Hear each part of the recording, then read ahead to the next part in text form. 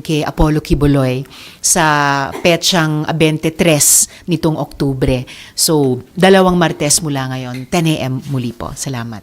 Salamat po. Okay. Sorry? October 23 po, Martes, 10 a.m.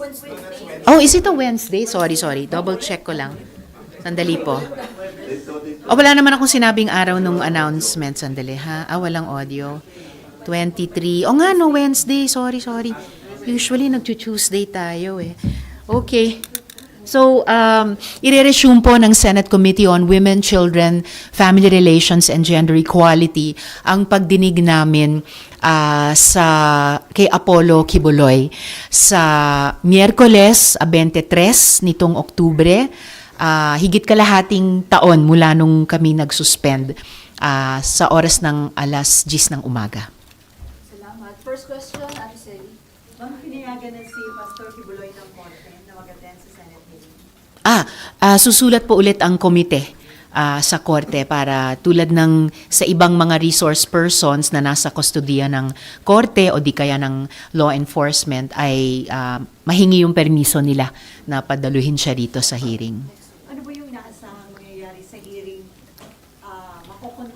Maghaharap sila ng mga witnesses against yung mga complainant. Yes. May ilan po sa mga victim survivors na nakapagtestigo na haharap at may mga bago pa kaming mga victim survivors na hahabulin din ang kahit kapirasong hustisya dun man lang sa paraan ng pag-confront sa dati nilang leader. Mga ilan po yung mga bago na? Hindi ko pa masabi yung exact number pero over the past 7 months na nag-suspend kami, may mga nag-reach out din sa opisina ko at sa aming komite dahil nasubaybayan din nila yung mga naunang mga pagdinig at nasubaybayan nila yung pagtestigo ng mga kapwa nilang victim survivors.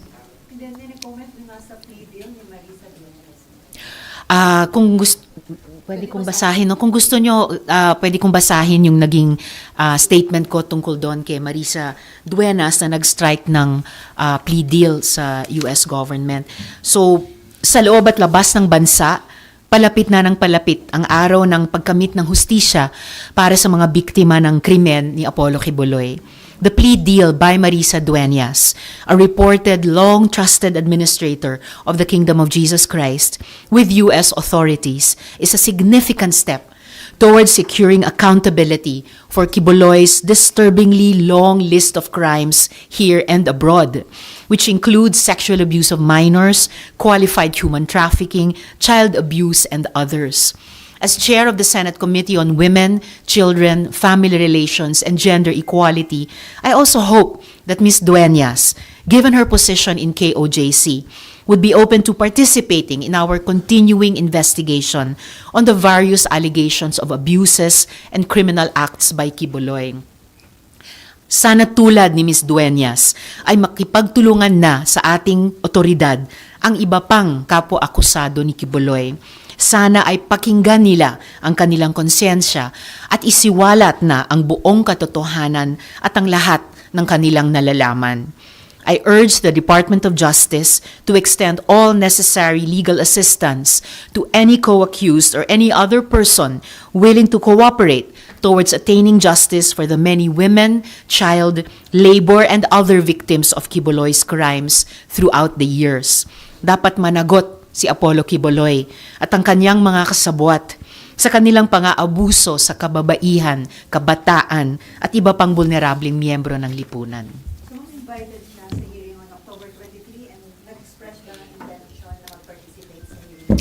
Sa pagkaalam ko, hindi pa siya nag-express ng intention na mag-cooperate, pero pag-uusapan namin sa komite kung pwede nga namin siyang imbitahin given the circumstances.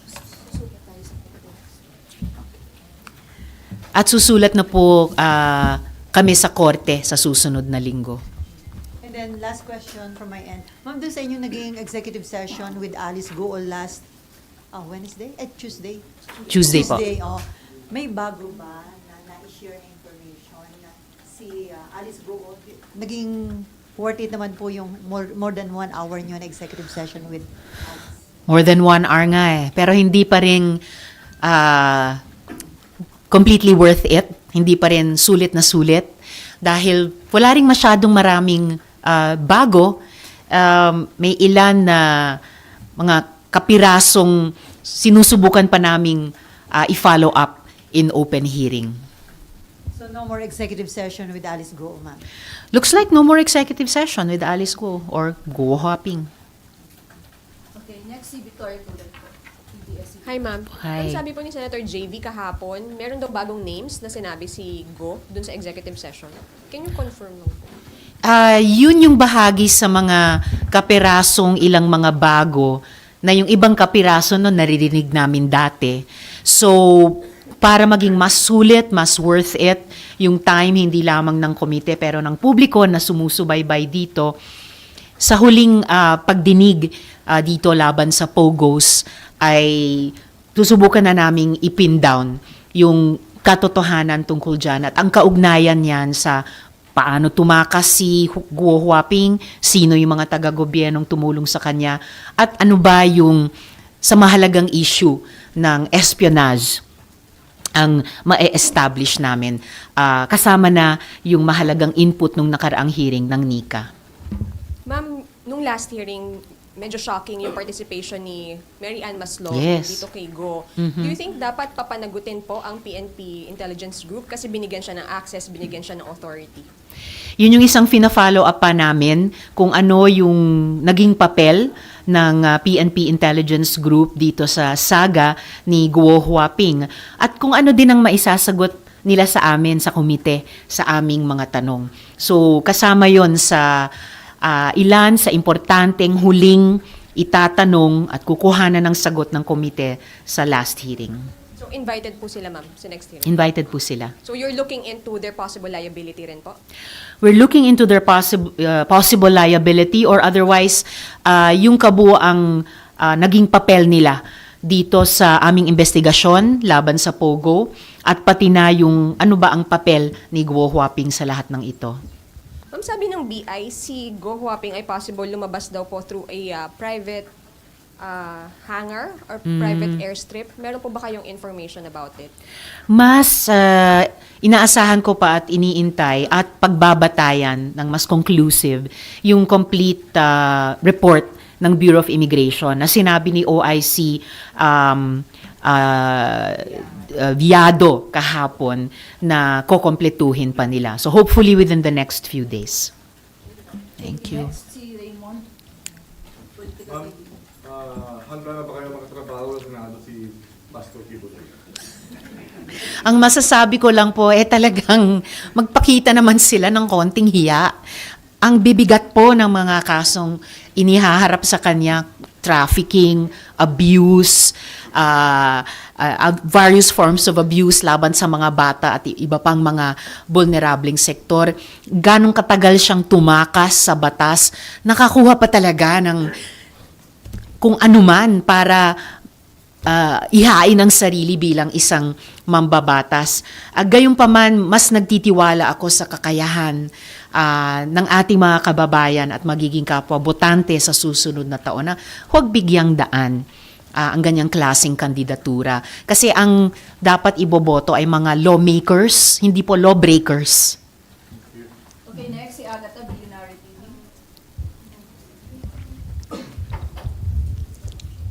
Hello po, Senator. Will the committee summon former Customs Chief Nicanor Faeldon in the next POGO hearing po since na-mention po siya last hearing? Pinag-aaralan din po naming imbitahin siya dahil yan yung salita, pangalang nakasulat sa papel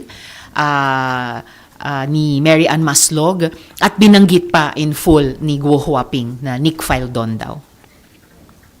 Okay, next, Mav Gonzalez, GMA7.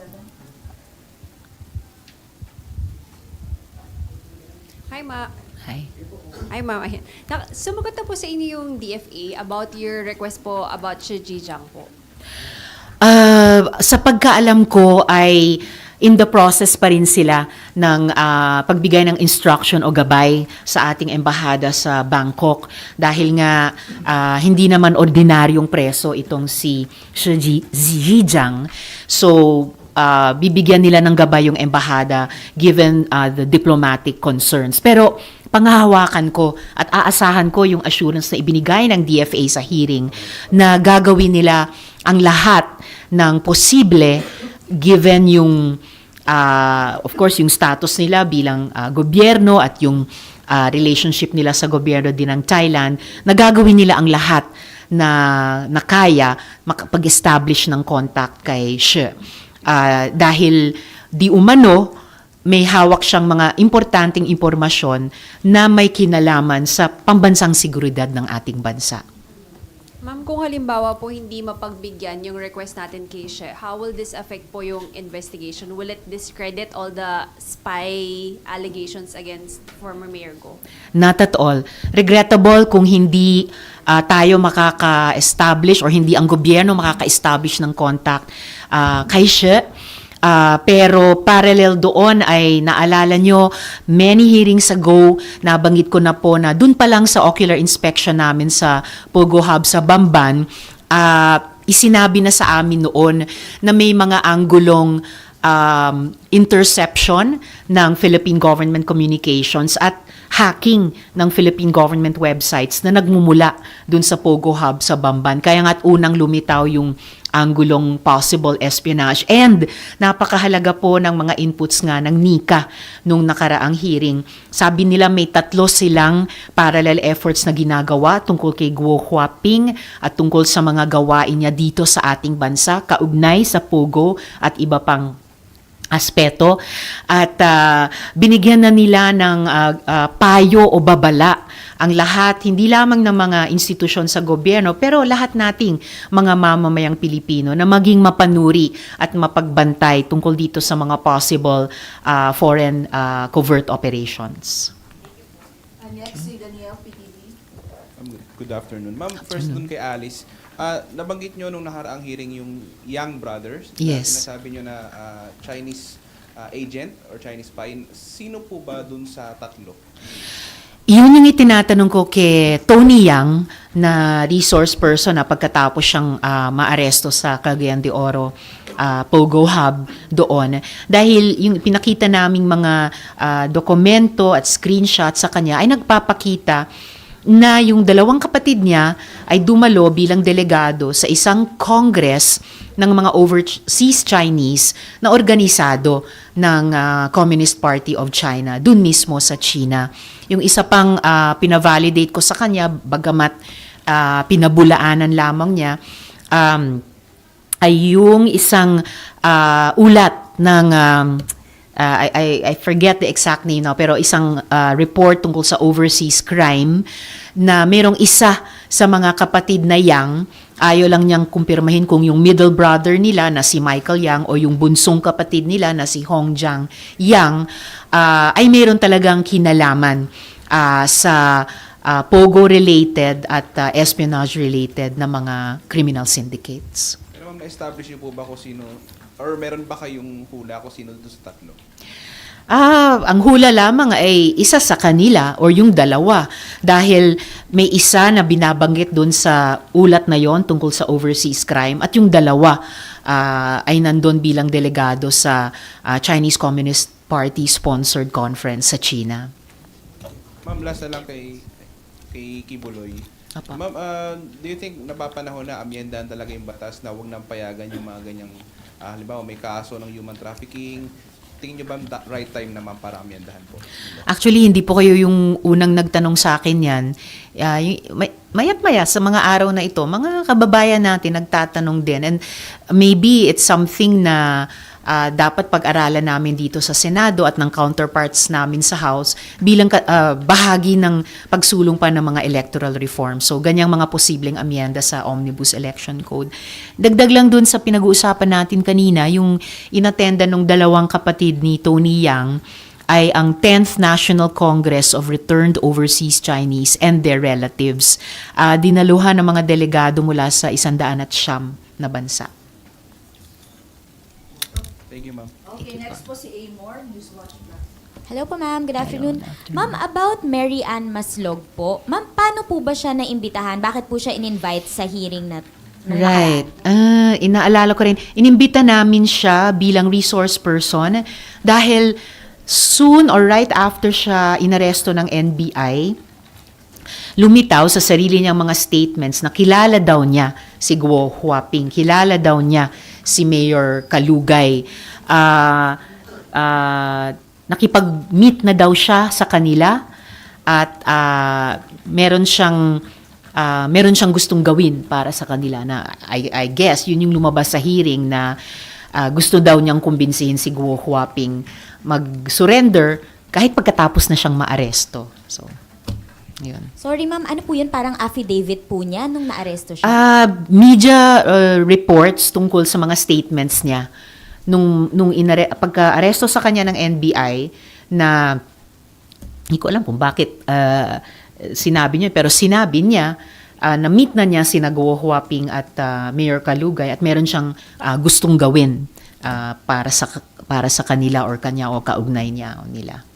Si Senator Jinggoy po said he has unverified info na possible na isa po si Maslog sa tumulong daw po kay Alice Go na makatakas. Have you received that information as well? It's a piece of information we're also looking at, yung sinabi ni SP Pro Tempore Senator Jinggoy. May we know more details about that, ma'am? Meron na po ba kayong mabibigay? Paano po siya tumulong kay Alice Go? Raw information pa lang kasi, so sa mga susunod na linggo, bago yung huling hearing, yun yung isang aalamin talaga namin. Kasi in a way, at kaugnay pala ng isang naunang tanong, sorry, nalimutan kong banggitin, isusulong pa, kung hindi man maikokompleto, yung isang naging parallel na pagdinig nung Committee on Justice Subcommittee, particular dun sa pagtakas ni Guo Huaping. And a number of senators have said na hindi daw po pwedeng pagkatiwalaan yung mga sinasabi ni Mary Ann Maslog. But ma'am, will she still be invited sa next hearing? And paano po ninyo tinitreat sa committee yung lahat ng mga sinasabi niya?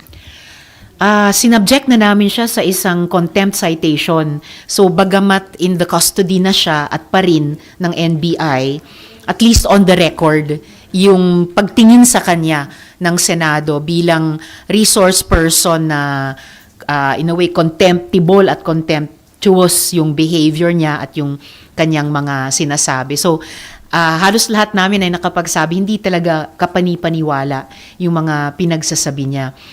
At the same time, habang patapos na kami, pasara na sa investigasyon, kailangan talaga naming at gagawin naming mag-sift through lahat ng iba't ibang facts o mga sinasabing facts na ibinabato sa komite sa pagdinig para maka-arrive at sa tingin namin pinaka-klaro, pinaka-kompleto sana at pinaka-totoo dapat na larawan, kwento ng Pogo dito sa Pilipinas, yung si Guo Huaping sa Pogo at yung ibang mga issues at personalities na involved dun sa mga issue na kaugnay ng Pogo sa Pilipinas.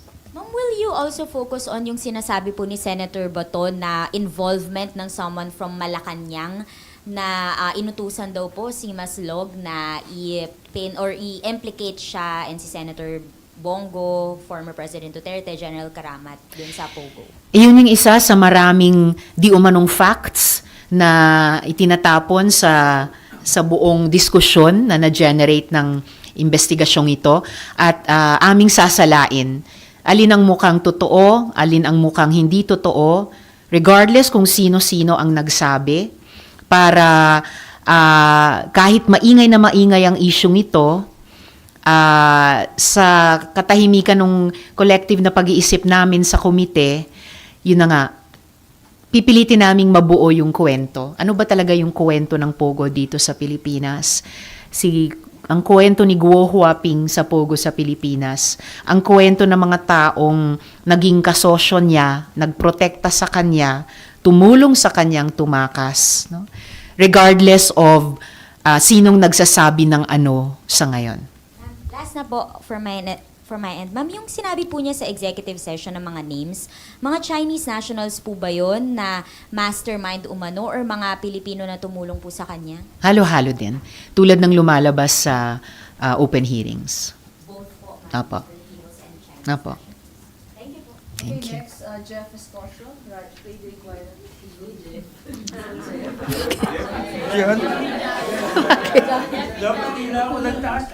Ma'am, good afternoon po. Ma'am, tanong ko lang po, yung sa revelations ni Go Waping dun sa ano nyo, dalawang executive sessions, sabi niya kasi, biktima lang din ako, nagamit lang din po ako, sabi niya, parang ano po ba, kapani-paniwala po ba na talagang biktima lang siya, nagamit lang po ba siya? Nagulat din ako nung ginamit niya yung salitang yon para sa sarili niya na biktima. Kasi ang totoong mga victim yung nag-surrender pa sa NBI dahil kinasuhan sila ng non-bailable na human trafficking, Merly Castro. Si Miss Merly, dahil in-identity theft sila at ginamit yung pangalan nila nang wala silang permiso para i-incorporate yung mga pogo companies na yan. Si Miss Merly na may dalawang bata pang anak na kung hindi magbabantay yung isang kapatid niya, mag-isa sa bahay habang pauwi yung asawa niya mula sa probinsya. Yun ang totoong mga biktima. Hindi masasabi ni Numan, ni Go Waping na biktima lang siya, ginamit lang siya. Maaring ginamit siya ng iba, yung mas malalaking fish kesa sa kanya, pero hindi siya small fry. Kung mid-level man siya, mataas na mid-level siya at fully accountable siya sa kanyang mga ginawa. Ma'am, sundan ko lang yung tanong ni Ms. Amor, no? Yung kay Maslog, ma'am, pwede bang pagdudahan na patay ka na, bumangon ka, tapos biglang ang dami mong revelations, parang squid tactics o diversionary tactics po ba yung ginagawa niya? Huwag niyong sabihing Panggulo. squid tactics, baka may magalit. The joke. Talagang hindi siya kapani-paniwala. Pero gaya ng nabanggit ko kanina, maaring meron siyang squid tactics na ginagamit, baka maaring may ilang pirasong buhanging totoo. So, yun yung kailangan naming timbangin sa pasara ng investigasyon at lalo na pagsulat namin ng committee report na regardless sa kung sino ang nagsabi ng ano, sa pamamagitan ng pag-cross sa mga resource persons, sa mga facts kuno na sinasabi nila, more or less ma-establish namin mukhang ano ang totoong kwentong ito. Yun yung aming gagawin. Ma'am, last kay Pastor. May mga kaso na po siya, then in-invite po siya kung papayagan po siya ng korte, appear siya rito. Are you ready po na mag-ala Go Waping din siya na I'm invoking my rights again, na wala ring mapipiga? Handa po kami sa kahit anumang di pagsagot or pagsagot niya. Ang pinaka-importante ay handang-handang harapin siya ng mga victim survivors niya. Thank you. Ma'am Nim Fasension po, Radyo Apo. Pilipinas. Ma'am, reaction or statement lang po dun sa desisyon ng Ombudsman tungkol sa mga PORAC officials. Tungkol sa... Yung suspension, sir. Ay, Opo. So, bagong-bago pa po yun, na sinuspinde si Mayor Kapil at 6 pa? O 5 pa? 5 o 6 pang... 8 lahat. Bali 10, ma'am. 10 pala. Mayor, Vice Mayor, tapos 8 na konsehal. Okay. So, yung balitang iyon na sinuspinde sina Mayor Kapil, Vice Mayor nila, at yung 8 konsehal, sa pagkaintindi ko ay batay sa tansya ng DILG na nagkulang sila sa pag-exercise ng due diligence bilang mga LGU officials dun sa kanilang sinasakupang lugar na tinayuan pala ng isang Pogo Hub. And bahagi yan ng pagsingil ng accountability sa mga responsible officials laban sa mga malign at mapanirang mga economic activities tulad ng Pogo. Dapat ba ito, ma'am, parang eye-opener na dun sa iba pang mga LGU na may mga Pogo pa rin? Definitely, additional eye-opener na ito dahil sinundan yan yung paunang paglabas ng DILG o ng PAGCOR na mga listahan ng lahat ng mga LGUs kung saan nakalocate yung mga POGOs dahil di ba sabi ni PAGCOR Chair Tenco noon originally naka-issue ang PAGCOR ng POGO licenses sa 190 or 290 at yung 250 nun ay nag-lapse na or hindi nag-apply ng renewal, kaya may natira na lang 4 na po. But I reiterate, lahat ay covered ng ban at dapat talaga ipasara, wind down hanggang December 31 at mahanapan ng alternatibong trabaho yung mga empleyado nila. So ma'am, kahit sinasabi nila na wala nga silang jurisdiction doon kasi sabi nila PAGCOR, dapat pa rin silang kumilos. Dapat ang PAGCOR? Ang LGU. LGU. Oh, definitely. Dapat pa rin kumilos noon ang LGU, lalo na't lumabas doon sa pag-aresto at pagtatanong kina Cassandra Leong at hindi pa nga, syempre, malocate si Duan Renwu at mapaharap siya sa investigasyon na kaduda-duda din ang pag-operate ng Lucky Star 99, pati ang Whirlwind Corporation, tulad ng pag-operate nung 3 kumpanya sa Pogo Hub sa Bamban, yung inaalam namin sa Cebu, at may bago na namang raid sa Cebu, at yung Pogo Hub din sa Cagayan de Oro. Okay, salamat, Diva. Last 3 na lang po tayo. Victoria, Jan, then Amor. Hindi, Business World. Thank you. Victoria, tulad mo na. Okay, thank you. Ma'am, sorry, habol lang po uli. Doon sa Opo. PNP Intelligence Group pa rin, how would you describe lang po yung ginawa nilang pagbibigay ng access at ng authority kay Maslog, even allowing her to go into the custodial center? Acceptable po ba? Above board po ba? I-establish pa namin kung above board yon, pero common sense mula sa isang mamamayan, hindi po acceptable yung ganon, no? Kung mapapatunayan pa nila somehow na above board yon, pero hindi yun acceptable kasi kaduda-duda yung taong yon. So, isa rin yun siguro sa mga itatanong namin sa PNP-IG sa susunod at huling hearing. And then, i-correct ko lang yung figures ko kanina, yung bilang ng mga POGOs na inisyohan ng PAGCOR ng license sa ilalim ng nakaraang administrasyon ay 298 lahat-lahat na POGOs. At yung natitira na lamang ay na-covered pa ng mga existing licenses pero dapat kanselahin ay 43. Okay, next, Jan, Business World. Good afternoon, ma'am. So a while ago, SP Escudero said that there are no permanent plans to keep the U.S. missile system here in the Philippines amid China's aggression in the South China Sea. So are you in favor of keeping this as a deterrent, or are you more in favor of the Philippines pursuing a code of conduct with ASEAN and other regional bodies?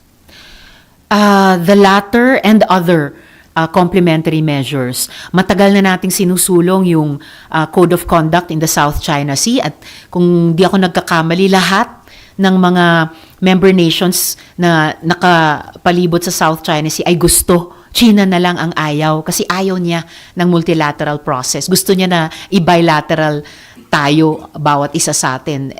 Siya ang pinakamalaki. Paano naman magkakaroon ng parity pag bilateral? Mas pantay talaga, mas mabunga kapag multilateral. Higit pa sa anumang weapon systems, and that's new to me from the SP.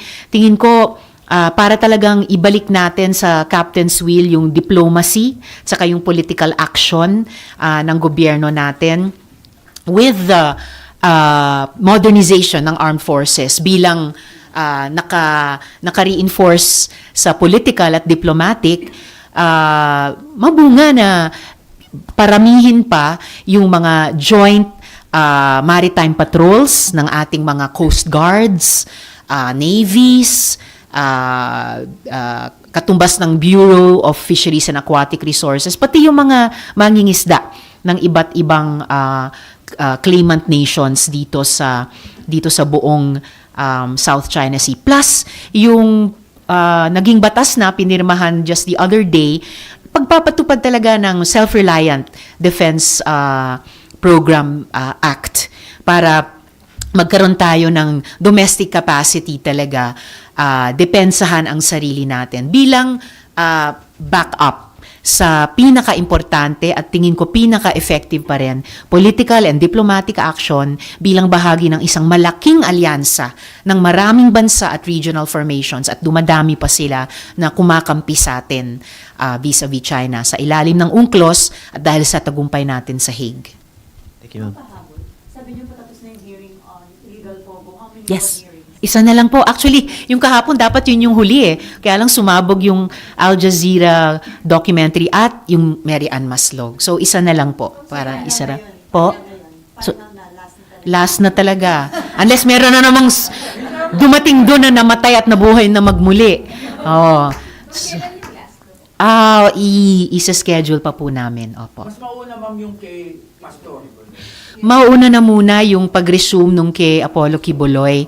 Oo, kasi kailangan namin ng konti pang oras para ipin down yung mga loose threads. Gusto namin pong mabuhol ng maayos-ayos yung investigasyon namin laban sa Pogos. So, complete na ba, ma'am, yung mga information para makakuha kayo ng committee report? More or less, at least hindi man 100% to a decent degree, masettle namin yung iba't ibang, sabi namin, mga importanteng issue kaugnay ng Pogo. Okay, more, last one.